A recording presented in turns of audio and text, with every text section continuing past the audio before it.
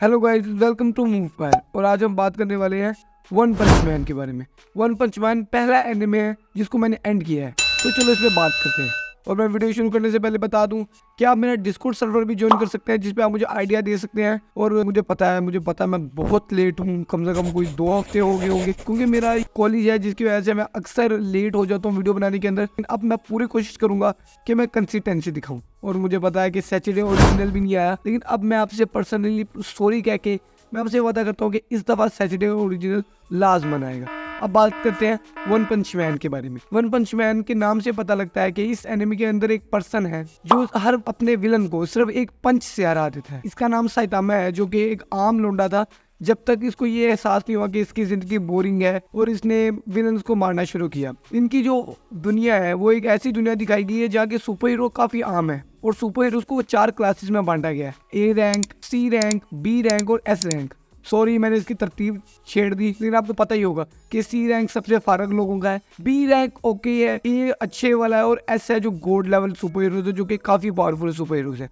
इसके अंदर जितना रैंक होता है उस रैंक के लिए प्रोटोकॉल मिलता है, या फिर उतने खतरनाक विलन से लड़ने के लिए भेजा जाता है। जो साइतामा है वो किसी भी सुपर हीरो ग्रुप के अंदर नहीं है, जिसकी वजह से वो जब भी सुप्स को एक पंच में हराता है तो उसको किसी भी चीज का क्रेडिट नहीं मिलता है। और उसी के साथ उसका चड्डी बड्डी आता है, या मैं कहूँ उसका स्टूडेंट, जिसका नाम है जेनोस। जेनोस एक साइबोर्ग है। अपने एक डॉक्टर ने उसको मॉडिफाई किया ताकि जिस पर्सन ने हमला किया था वो उससे बदला ले सके। वो उसको ढूंढ रहा है अंटिल को एक मॉस्किटो क्वीन मिलती है, जिससे वो हार जाता है बड़ी बुरी तरह, और वो अपने आप को सेल्फ डिस्ट्रक्ट करने ही वाला होता है कि वन पंच मैन उस मॉस्किटो क्वीन को एक चपेट से मार देता है, सिर्फ एक थप्पड़ से। जिसको जेनोस जैसा एक पावरफुल बंदा, जो कि एक पूरी बिल्डिंग को अपने एक ब्लास्ट में वाइप कर सकता है, रेजा कर सकता है, उसको उसने सिर्फ एक थप्पड़ में मार दिया। वन पंच मैन फिर अपना उसे हीरो रजिस्ट्री में अपना दाखिला करवाता है, और फिर उसके रैंक ऐसे बढ़ते जाते हैं। ये स्टोरी आगे चलती जाती है। वो एक डोमिनेटर ऑफ यूनिवर्स को अपने एक सीरियस पंच के अंदर खत्म कर देता है, डोमिनेटर ऑफ यूनिवर्स को और उसकी पूरी शिप को। और उसके बाद दूसरे सीजन की स्टोरी में जो विलन है वो गारो है, जो कि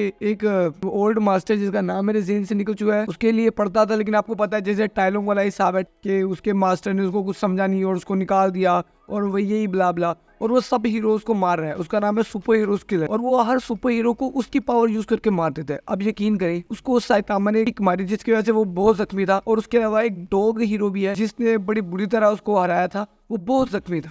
और अगले दिन 7 ए रैंक हीरोज आए। आप यकीन करें, उन सबको मारने के बाद उसने जेनोस से लड़ाई की, और जेनोस से लड़ने के बाद उसने अपने ओल्ड मास्टर और ओल्ड मास्टर के फ्रेंड से भी लड़ा, और हारा नहीं, फिर भी लड़ रहा था। पता नहीं उसकी क्या पीक थी। मैं मानूंगा कि दूसरे सीजन के अंदर उसका जो विलन था ना वो पीक था, और मैं कहूँगा कि ये है दूसरे सीजन की स्टोरी। अब बात करते हैं कि इनकी अच्छी बातों के बारे में। इसकी अच्छी बातें तो मैं आपको गिनवाना शुरू करूँगी। इसकी एनिमेशन स्टाइल, इसकी एनिमेशन स्टाइल बड़ी सिंपल रहती है, अंटिल जैसे ही वो कुछ सीरियस बोलता है साइतामा, लाइन स्केच हो जाती है। उसकी एनिमेशन इतनी खूबसूरत है, उसके फाइटिंग स्किल्स इतने कमाल के हैं और बेहतरीन है।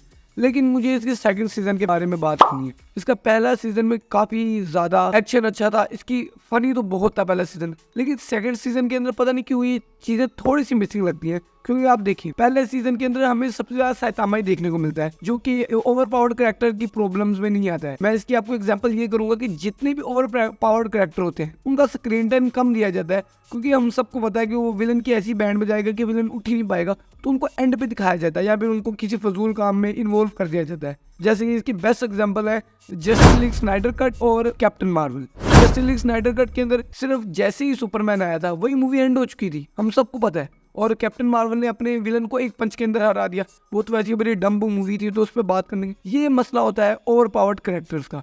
लेकिन वन पंच मैन के पहले सीजन में ये बिल्कुल फील नहीं होता कि जो वन पंच मैन है वो ओवर पावर्ड कैरेक्टर है। उसकी कन्फ्लिक्ट्स ऐसे हैं, उसका कैरेक्टर ऐसा है कि उसको इतनी पावर मिल चुकी है कि अब उसको कुछ फील नहीं होता। पहले उसके पास इमोशन से, हर किस्म के इमोशन, एंगर, सैडनेस, हर किस्म के इमोशंस थे, लेकिन अब जब वो लड़ता है उसके अंदर कोई इमोशन नहीं रह गया। उसका एक डायलॉग है, As the days pass, my emotions grow more distant.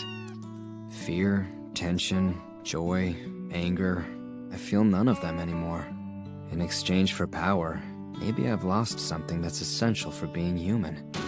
लेकिन मैं ये बात कर रहा था कि जो उसका सेकंड सीजन है उसके अंदर ये चीजें बड़ी लैक करती हैं। ये इसका second season over powered character की प्रॉब्लम में फिर शामिल हो जाते हैं। साइतामा को पूरी एक एपिसोड से ही बाहर रखा गया। वो सेकंड एपिसोड थी शायद, और एंड पे सिर्फ एक झलकी दिखाएगी।